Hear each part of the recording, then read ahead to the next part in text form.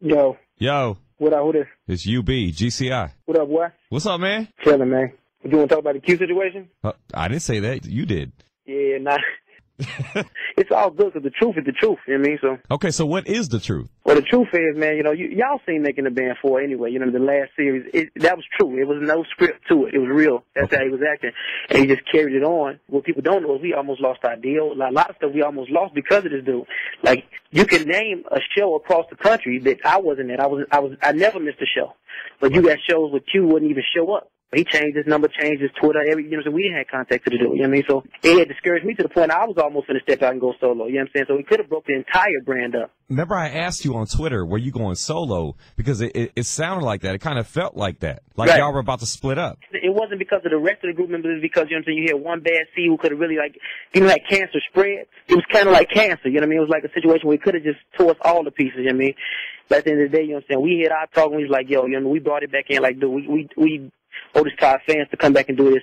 You know what I'm saying? We owe it to our label. We owe it to everybody to go and make this third album amazing. But we got to go in as a unit. And we was missing one member who wasn't even trying to communicate with us. You know what I mean? So at the end of the day, we could have, any of this stuff could have been resolved via us just sitting back and, you know what I'm saying, just having a conversation. Like if he had just picked up the phone like, Will, this is what I'm going through, bro. I don't even know. Like anybody in the world probably got his number. I don't have it though. Wow. Are you serious? I don't have his number. I don't know his Twitter. I don't know nothing about the dude. Like. But y'all are trying to reach out to him, though. Yeah, we was trying to reach out. We had our lawyers contact his lawyers, and it seemed like you know what I'm saying, like a whatever type situation. So we didn't know if he had something else going on, but at the end of the day, it almost took us to pieces. You know what I mean? I guess before it took us to pieces, we just had to be like, all right, cool. Well, let's just get rid of this part. Right. Keep it moving. All right. Willie of Day 26, let's talk about your relationship with Diddy coming up next. You know, when Diddy was here on Friday, he spoke highly of y'all. Oh yeah, Diddy the dude, man. Mm-hmm. Like he reached out to us all the time too, man. So we be talking back and forth. So he pretty much knew where we was at.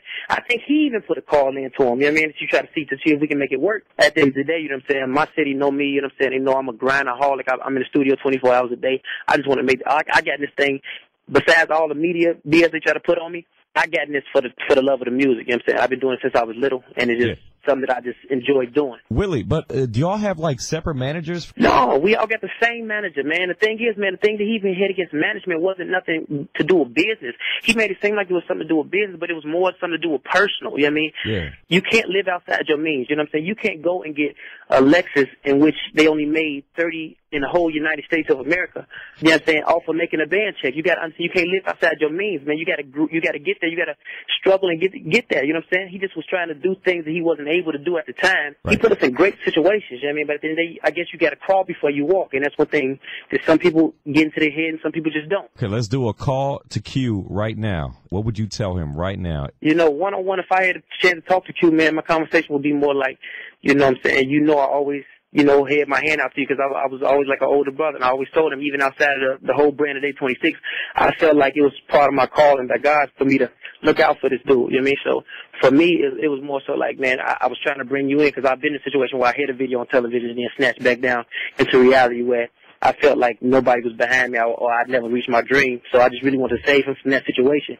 And I think, you know what I'm saying, something that they always tell me, sometimes you got to learn for yourself. You got to go through those situations just so you can have your own experience at it. And I think that's what he got caught up in, the fact that he didn't want to listen to his older brother. Willie of Day 26, as always, thanks, man. No problem.